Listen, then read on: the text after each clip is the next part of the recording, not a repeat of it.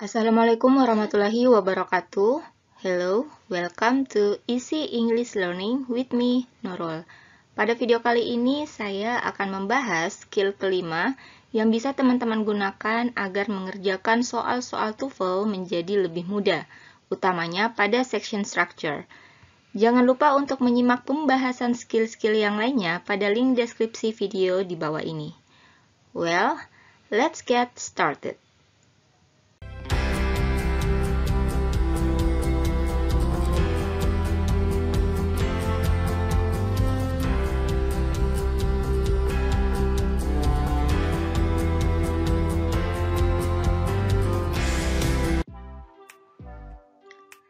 Skill kelima yang perlu teman-teman ketahui saat mengerjakan soal-soal structure pada tes TOEFL adalah be careful of past participle. Kenapa teman-teman harus jeli dengan past participle ini? Karena dalam sebuah kalimat, past participle bisa berfungsi sebagai adjective dan bisa merupakan bagian dari verb. Past participle dikenal juga dengan bentuk kata kerja lampau. Akan berfungsi sebagai verb kalau disertai dengan have atau has atau to be dalam sebuah kalimat. Nah, umumnya past participle ini diakhiri dengan ed, huruf ed, ed. Untuk yang regular, tapi ada juga yang tidak diakhiri dengan huruf ed. Ini untuk yang irregular verb.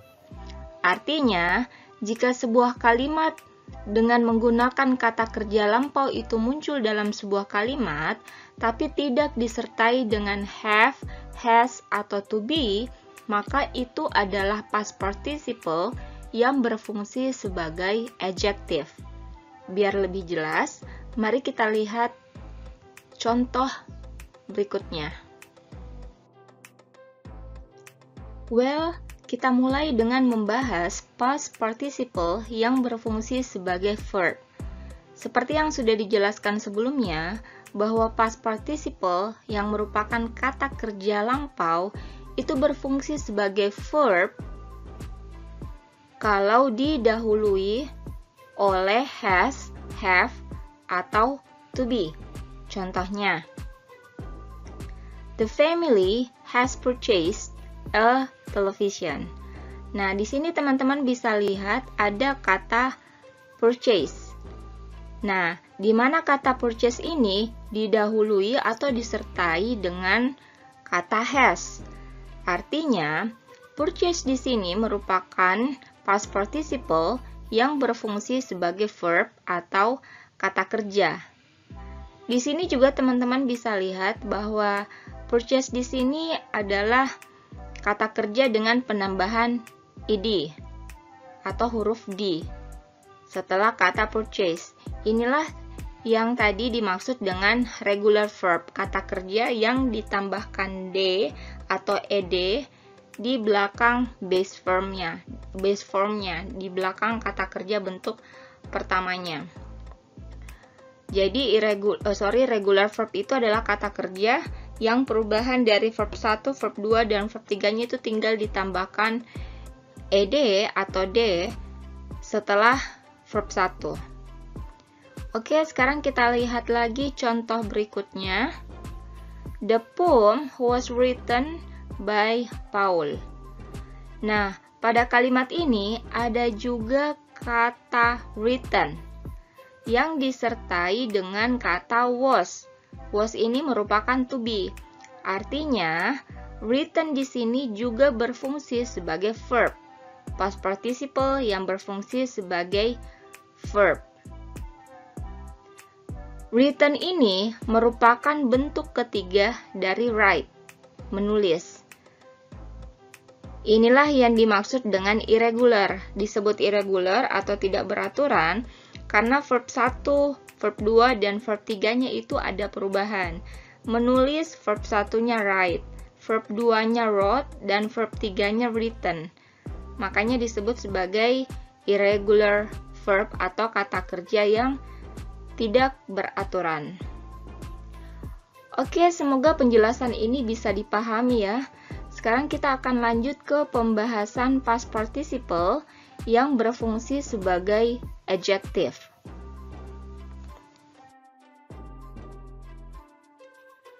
Nah, kalau past participle disertai dengan have atau has atau to be, maka past participle itu akan berfungsi sebagai verb.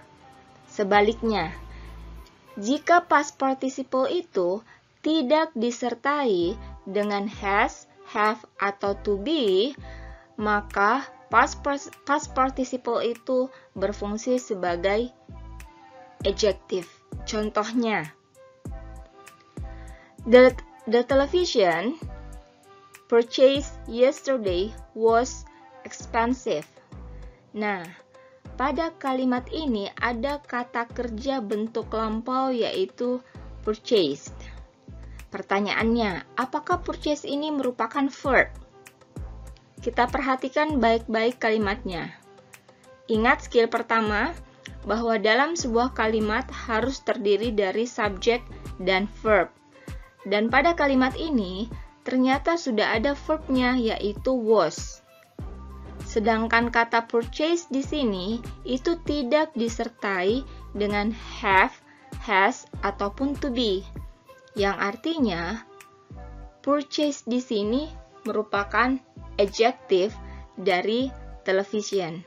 Kata sifat yang menunjukkan atau menjelaskan tentang televisi, bahwa televisi itu sudah dibayar. Biar lebih jelas lagi, mari kita lihat contoh berikutnya. The poem written by Paul is appeared in the magazine. Well, harus lebih hati-hati lagi. Selalu ingat skill pertama untuk ngecek atau identifikasi subjek dan verbnya.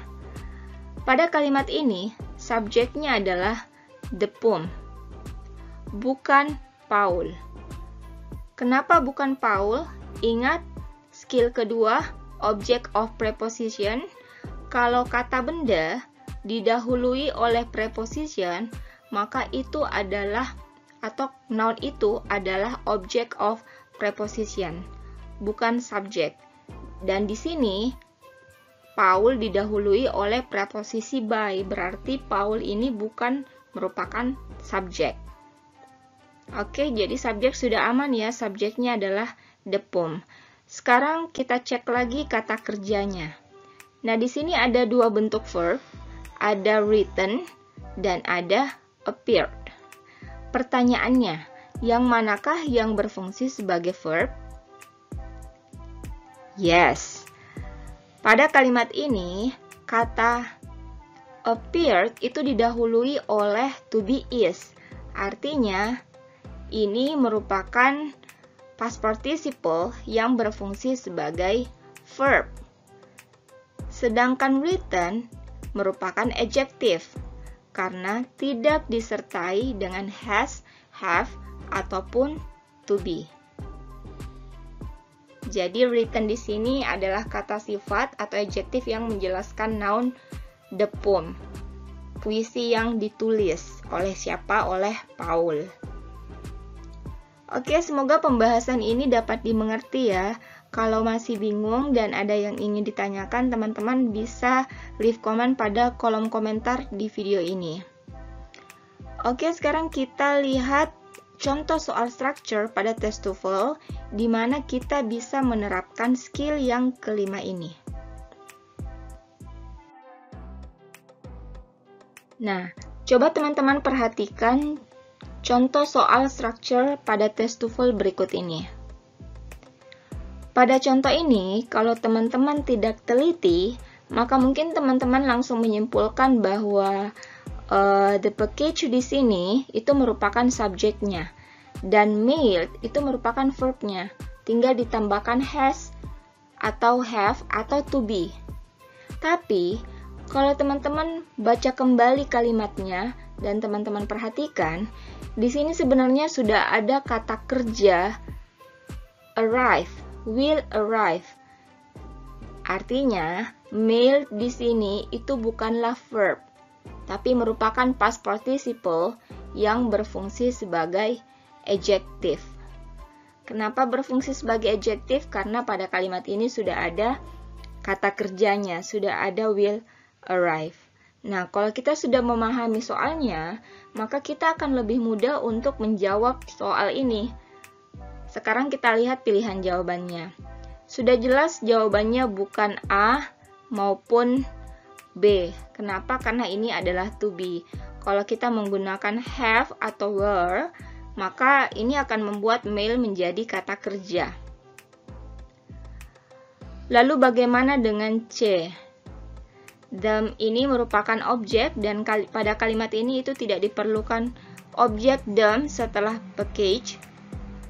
Berarti jawabannya adalah D. Just mailed.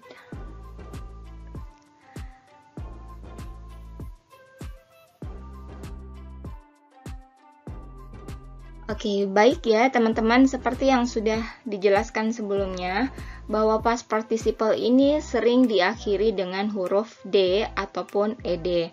Tapi jangan lupa bahwa ada banyak past participle atau kata kerja lampau yang tidak beraturan. Bahkan, banyak kata kerja dengan akhiran ed yang dapat berfungsi sebagai simple past tense dan past participle.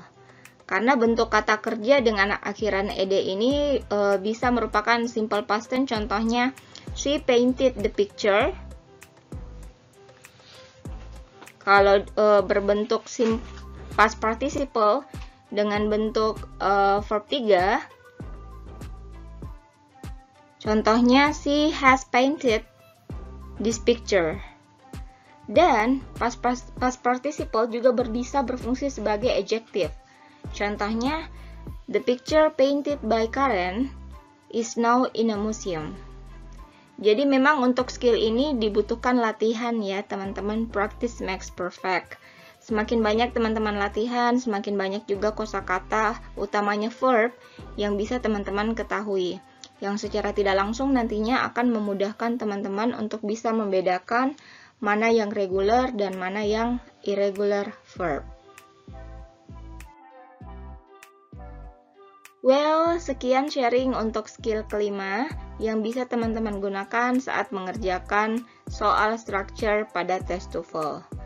Ingat, teman-teman bisa menyimak skill-skill yang lainnya pada link deskripsi video di bawah ini. Semoga video ini bermanfaat, and thanks for watching. Assalamualaikum warahmatullahi wabarakatuh.